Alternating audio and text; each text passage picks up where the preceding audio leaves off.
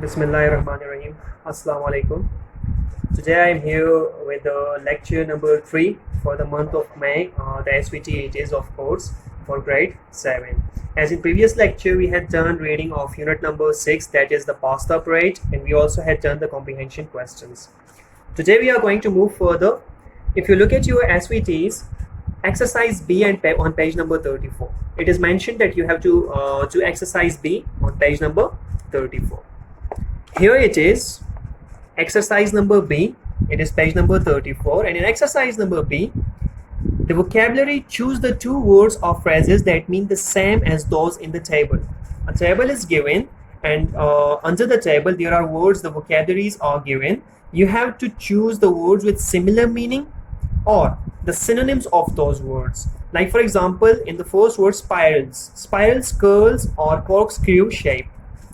This is one is done for you, ये आपके लिए पहले से किया गया है बुक में.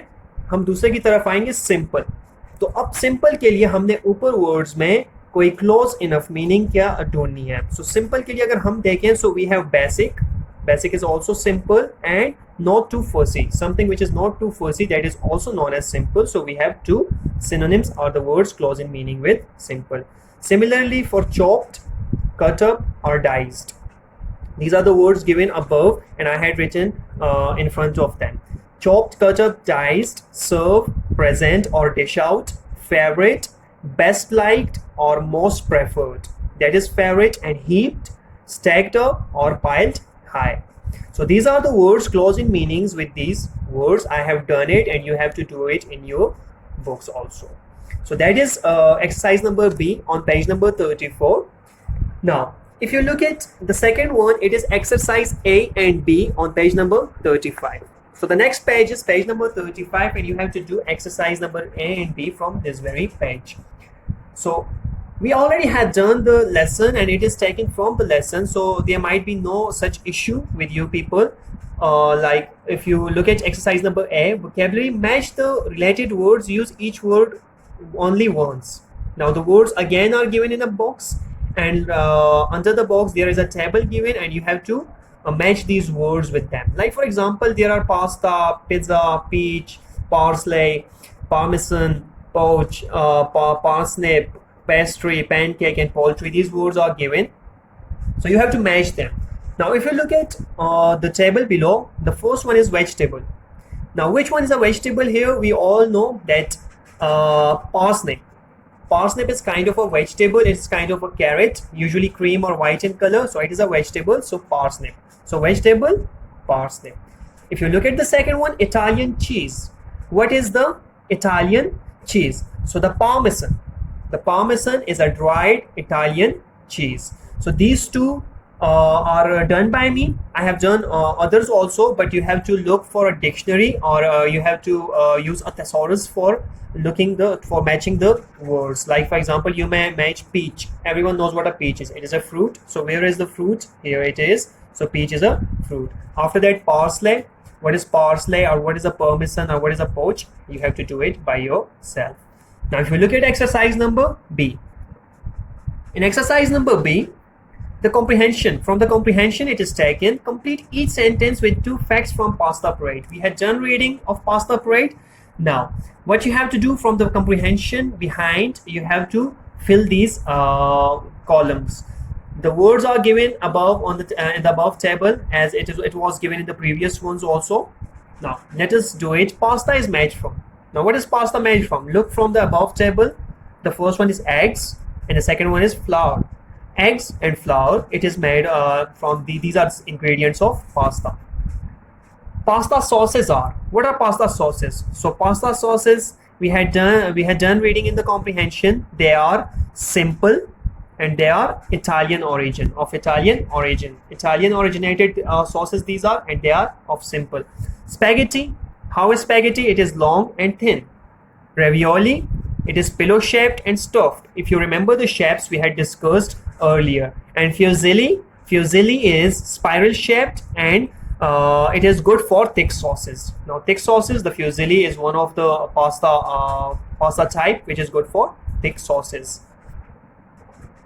Okay, so these were exercises on exercise A and B on page number 35. Now moving towards, write a closing paragraph on page number 50. Now what is a closing paragraph? A closing paragraph is the ending paragraph of a story, of a drama, or of a novel, whatever you are reading. So that is the closing paragraph. And if you look at the definition here, there is something written about a closing paragraph. The ending of a story is just as important as its opening. Ending और opening दोनों story की काफी interesting होती हैं और important होती हैं. It ties up all the loose ends and often solves a problem that arose during the story. The ending often hints that there might be a follow-up. जो ending होती है या तो उसमें आपके लिए स्टोरी खत्म हो जाती है या फिर आपको वो क्या करती है, it shows you that there might be some follow up the next episode और द नेक्स्ट एडिशन और whatever. So it is very important. Similarly, on page number 50, two closing paragraphs from different stories have been taken and they had been given to you. So you have to read them. And if you look at the very last page, exercise B, what was the last book that you read? Write a new closing paragraph for it. Now, the book you have read, that might be of a story book, a novel, whatever that is. So if you have read any book, you have to write a closing paragraph from that book. The closing paragraph should be given in that book. So what you have to do, you have to mention the name of that book and also write the closing paragraph in your test notebooks. So that was a closing paragraph on page number 50. The next one is exercise A on page number 116. It is a comprehension paragraph. If you look at page number 116, there is a first biography has been introduced, explained to your people what a biography is. So biography tells us the story of a person's life. किसी भी बंदे की जिंदगी के बारे में आप उसके इवेंट्स, उसके एजुकेशन, उसके बारे में जितना भी हो आप लिखें, that is known as a biography. And if you write it for yourself, that is known as autobiography. So there the biography has been given to you of Anne Frank. She was a girl born in Germany to parents Otto and Adi Frank. So this is the biography of that girl. What you have to do, you have to read out this whole paragraph, and there are questions at the very end, like the comprehension. You all know how you perform a comprehension paragraph. So you have to write these questions and write and fetch answers from this very paragraph. Like, when was Anne Frank born? So the answer is right there. Anne's family were Jewish and left Nazi Germany to live in Amsterdam. Anne Frank was born in Germany. So when was Anne Frank born? You have to look for the answer in the lesson or in the paragraph. Similarly, the second question, who were her family? Why did her family leave Germany? Why did they go into hiding? Where and when did she die? How do we know so much about her? So these are the questions well explained in this paragraph. You have to read out the paragraph thoroughly and you have to write the answers. So this is it for lesson number 3. Inshallah, I'll be back soon with lesson number 4. Till then, stay home, stay safe. Allah Hafiz.